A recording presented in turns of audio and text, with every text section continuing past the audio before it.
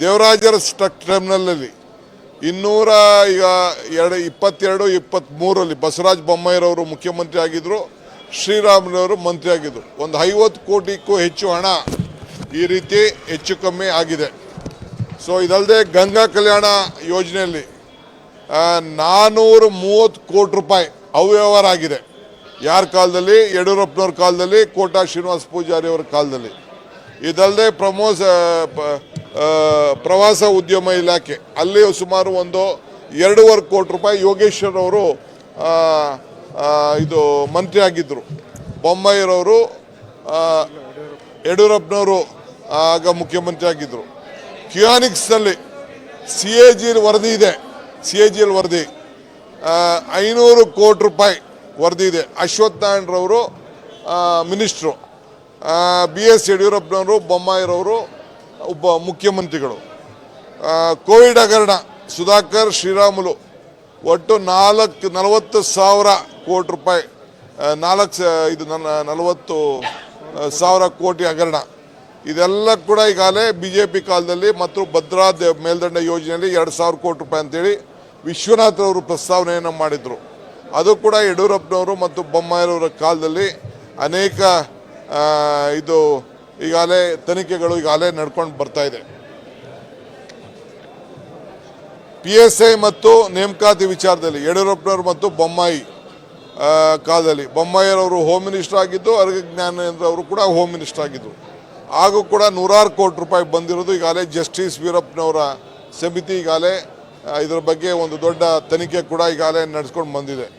ಪರಶುರಾಮ್ ತೀರ್ park 11 ಕೋಟಿ ರೂಪಾಯಿ ಬಿದ್ದೇ ಹೋಯ್ತು, ಥೀಮ್ ಪಾರ್ಕೇ ಹೊಂಟೋಯ್ತು. ಅದು ಕೂಡ ತಾವೆಲ್ಲ ಗಮನಿಸ್ತೀರಿ. ಆಮೇಲೆ ಬಿಟ್ಕಾಯಿ ಹಗರಣ ಬಸವರಾಜ ಬೊಮ್ಮಾಯಿಯವರ ಕಾಲದಲ್ಲಿ, ಯಡಿಯೂರಪ್ಪನವ್ರ ಕಾಲದಲ್ಲಿ ನಡೆದಿದ್ದು. ಅದು ಕೂಡ ಈಗಾಗಲೇ ತನಿಖೆ ಈಗಾಗಲೇ ನಡ್ಕೊಂಡು ಬರ್ತಾ ಇದೆ. ಯಡಿಯೂರಪ್ಪನವರು ಮತ್ತು ಆಪ್ತ ಉಮೇಶ್ ಅವ್ರ ಮನೆಯಲ್ಲಿ 2020-21ರಲ್ಲಿ 750 ಕೋಟಿ ರೂಪಾಯಿಗೂ ಹೆಚ್ಚು ಅನೇಕ ಹಗರಣಗಳು, ಹಣ ಟ್ರಾನ್ಸ್ಫರ್ ಆಗಿದ್ದು ಕೂಡ ದಾಖಲೆಗಳನ್ನು ಈಗಾಗಲೇ ಬಂದಿದೆ. ಸೊ ಅದು ಕೂಡ ಬಂದಿದೆ. ಸೊ ಈಗ ಯಡಿಯೂರಪ್ಪನವರ ವಿರುದ್ಧ ಈಗಾಗಲೇ ಗ್ರಾಮೀಣ ಸಚಿವರು ಈಶ್ವರಪ್ಪನವರು ಅವರೇ ರಾಜ್ಯಪಾಲರಿಗೆ ದೂರನ್ನು ಕೊಟ್ಟಿದ್ದು ಕೂಡ ಈಗಾಗಲೇ ದಾಖಲೆಯಲ್ಲಿದೆ. ಅದು ಕೂಡ ತನಿಖೆ ನಡೀತಾ ಇದೆ. ಇವೆಲ್ಲ ಕೂಡ KKIDB ಆಗ ಅಲ್ಲೂ ಕೂಡ ಯಡಿಯೂರಪ್ಪನವರು ಮುಖ್ಯಮಂತ್ರಿ ಆಗಿದ್ದಾಗ, ಬಸವರಾಜ ಮುಖ್ಯಮಂತ್ರಿ ಆಗಿದ್ದಾಗ ಸುಮಾರು 200ಕ್ಕೂ ಹೆಚ್ಚು ಕೋಟಿ ಮುನಿರತ್ನ ಅವರು ಮಂತ್ರಿ ಆಗಿದ್ದರು, ಪ್ಲಾನಿಂಗ್ ಮಂತ್ರಿ. ಅವ್ರ ಕಾಲದಲ್ಲಿ ನಡೆದಿದೆ. ದತ್ತಾತ್ರೇಯ ಪಾಟೀಲ್ರವರು ಅಧ್ಯಕ್ಷರಾಗ ಅವಧಿಯಲ್ಲಿ ಹಗರಣ ನಡೆದಿದೆ. ಕಂದಾಯ ಇಲಾಖೆಯಲ್ಲಿ ಅಲ್ಲೂ ಕೂಡ ಯಡಿಯೂರಪ್ಪನವರು ಇದ್ದಂಥ ಸಂದರ್ಭದಲ್ಲಿ ಅನೇಕ ಹಗರಣಗಳು, ಶೃಂಗೇರಿ ಸಬ್ ರಿಜಿಸ್ಟ್ರಾರ್ ಅದು ಕೂಡ ದಾಖಲೆಯನ್ನು ಮುಖ್ಯಮಂತ್ರಿಗಳು ಗಮನಕ್ಕೆ ತಂದಿದ್ದಾರೆ. ಭೂ ಹಗರಣ ಸಂಬಂಧಪಟ್ಟಂತೆ ಸುಪ್ರೀಂ ಕೋರ್ಟಲ್ಲೂ ಕೂಡ ದಾಖಲೆ ಆಗಿದೆ.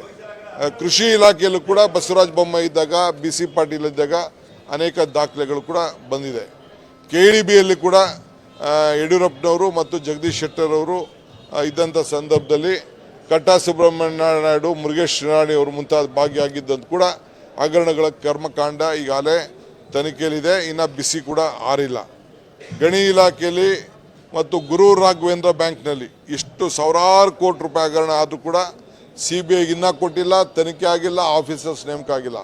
ಅದು ಕೂಡ ಈಗಾಗಲೇ ನಾವು ಏನು ವ್ಯವಸ್ಥೆ ಮಾಡಬೇಕು ಅನ್ನೋದು ಕೂಡ ಈಗಾಗಲೇ ಚರ್ಚೆಯನ್ನು ನಾವು ಮಾಡ್ತಾ ಇದ್ದೇವೆ. ಹಿಂಗೆ ಅನೇಕ ಹಗರಣಗಳು ಸರ್ಕಾರದ ಮುಂದೆ ಇದೆ. BJPಯವರು ನಡೆದಂಥ ಒಂದು ದೊಡ್ಡ ಬ್ರಹ್ಮಾಂಡ ಭ್ರಷ್ಟಾಚಾರ ನಡೆದದ್ದನ್ನು ಈಗ ಮುಖ್ಯಮಂತ್ರಿಗಳು ಸದನದ ಮುಂದೆ ಇಟ್ಟಿದ್ದಾರೆ.